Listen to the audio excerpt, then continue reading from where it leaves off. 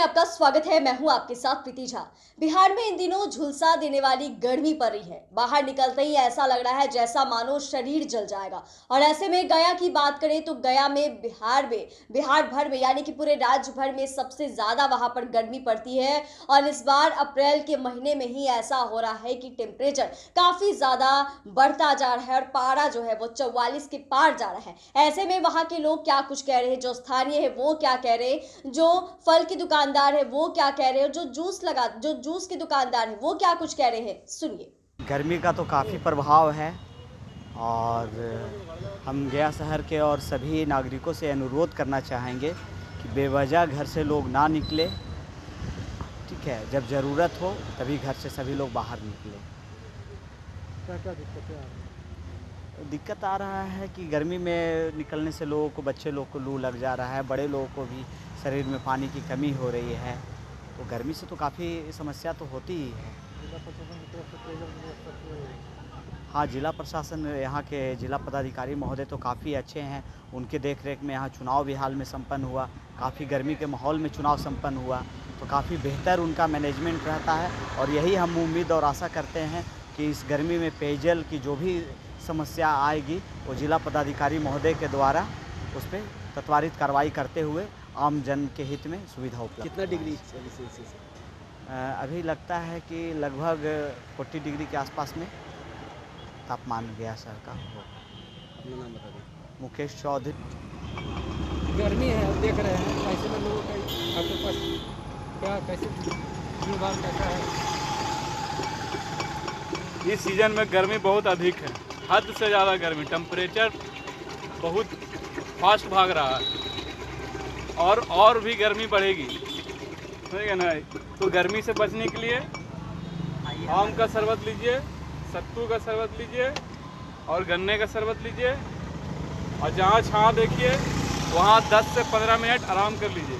उसके बाद आगे की प्रक्रिया चालू रखिए। और घर जाते के साथ नहाना धोवाना नहीं कीजिए। कम से कम 10 से 15 मिनट बाद स्नान ध्वान कीजिए। उसके बाद भोजन ग्रहण करिए। कैसा है इस पर गर्मी पड़ा है? गर्मी तो इस बार बहुत ज़्यादा है। इतना गर्मी है कि समझे कि मतलब चलना आग जल रहा है। शरीर जल रहा है। जैसे गाड़ी से ज़्यादा चल रहा है तो और ज़्यादा जलन लग रहा है। हवा भी पूरा गर्म है।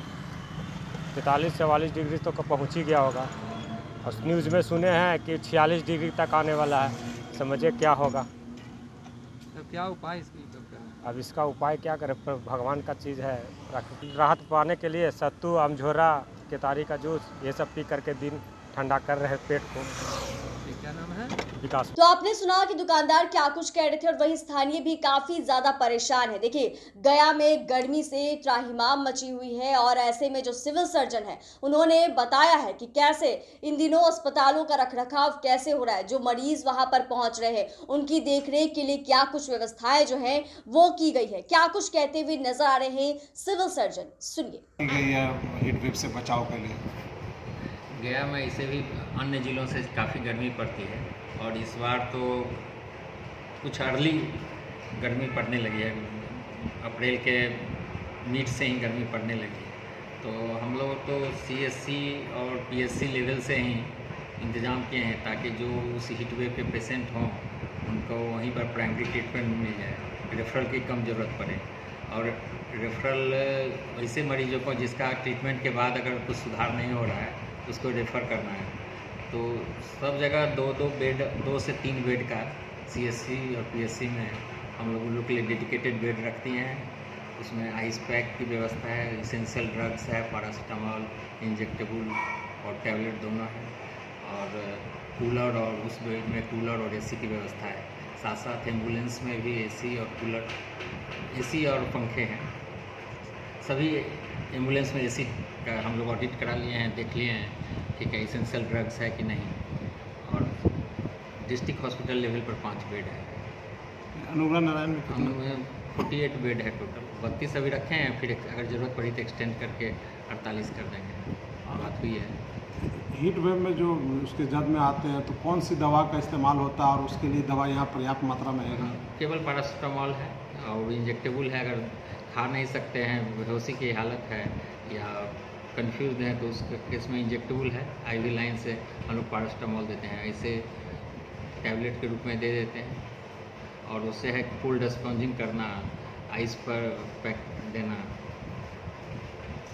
किस चीज़ से बचाव के लिए इसमें खासतौर से किस किस चीज़ों से बचाव करना चाहिए? इसमें एक्चुअली है क्या कि दोपहर में 11 बजे 12 बजे के घर से नहीं निकलें, 4 बजे 4:30 बजे तक, क्योंकि धूप काफ़ी रहती है और जब तक बहुत ज़रूरी नहीं हो तब तक नहीं लें। स्पेशली 2 चक्के पर जैसे मोटरसाइकिल, साइकिल, इस पर ज़्यादा खतरा रहता है। जो शेड वाली गाड़ी है उसमें मान लीजिए आप ट्रैवल कर सकते हैं, लेकिन जब मोटरसाइकिल से ट्रैवल करते हैं या साइकिल से तो उसमें लू लगने की संभावना ज़्यादा हो जाती है।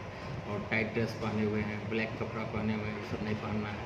ढीला ढाला ड्रेस रहे, कपड़ा लाइट कलर्ड हो और सर ढके रहें, शरीर ढका रहे, तो इससे लू से बचा जा सकता है। पानी का खूब उपयोग करें। पहले से कोई अगर डिजीज में है तो उसको और जो बीमार हैं, जो काफ़ी बीमार हैं, उनको या छोटे बच्चे को लू लगने की संभावना ज़्यादा रहती है, तो उनको इस तरह के धूप से बचा जा सके, धूप में नहीं निकलें, इसके लिए ही सलाह है।